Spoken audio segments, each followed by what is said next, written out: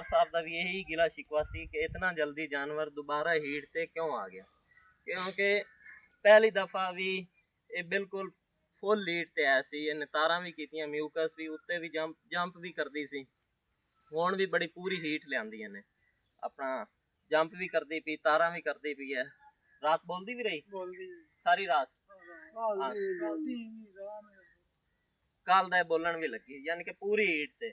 उनकी वजह यही है कि जानवर की दूसरी ओवरी हीट से आ जाती है, दूसरी जो हार्न है वह हीट से आ जाता है, तो कोई परेशानी वाली गल नहीं।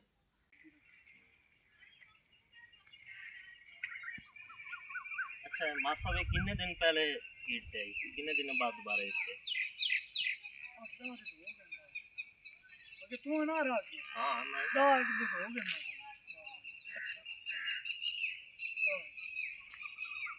हालांकि वो जगह कि यार वो इक्की महीने बाद बोलती या मुड़ दूए त्रीए हाँ जी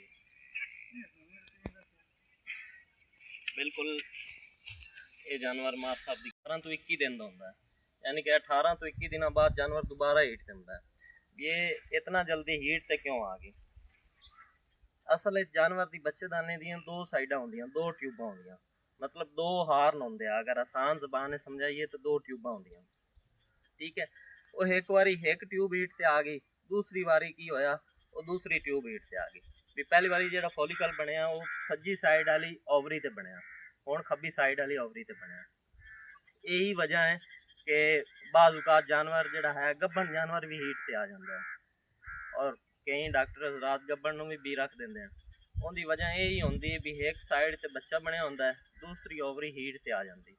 मार साहब का भी यही गिला शिकवा सी कि इतना जल्दी जानवर दोबारा हीट से क्यों आ गया, क्योंकि पहली दफ़ा भी ये बिल्कुल फुल हीट से आया सी, इन्हें तारा भी कीतियां, म्यूकस भी उत्ते भी जंप भी करती सी, हुण भी बड़ी पूरी हीट लियांदी ने, अपना जंप भी करती पी, तारा भी करती पी है, रात बोलती भी रही सारी रात, कल दा बोलन भी लगी, यानी कि पूरी हीट से। उनकी वजह यही है कि जानवर की दूसरी ओवरी हीट से आ जाती है, दूसरी जो हार्न है वह हीट से आ जाता है, तो कोई परेशानी वाली गल नहीं।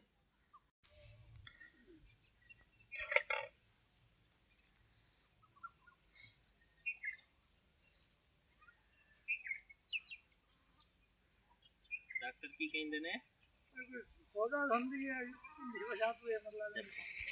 अच्छा सोजश की वजह दोबारा हीट से आ जाती।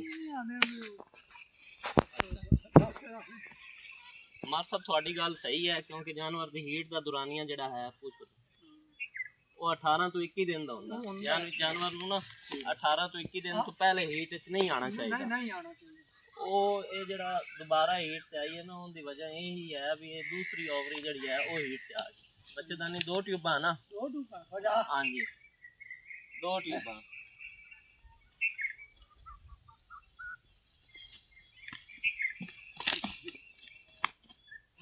काबू करो रस्सा पाओ। ज्यादातर एक ही ट्यूब हीट से होंदी है, बड़ा शाजो नादर इस तरह होता है कि दूसरी ट्यूब भी हीट से आ जाए।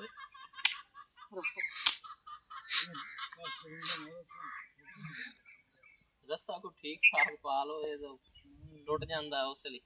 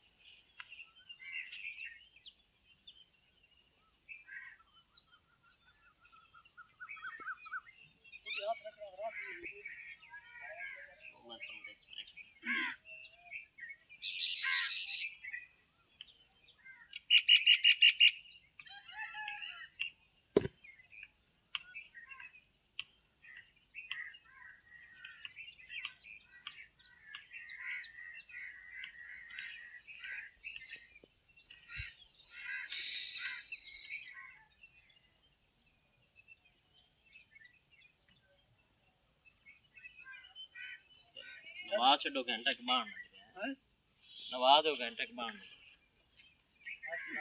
वालेकुम अस्सलाम।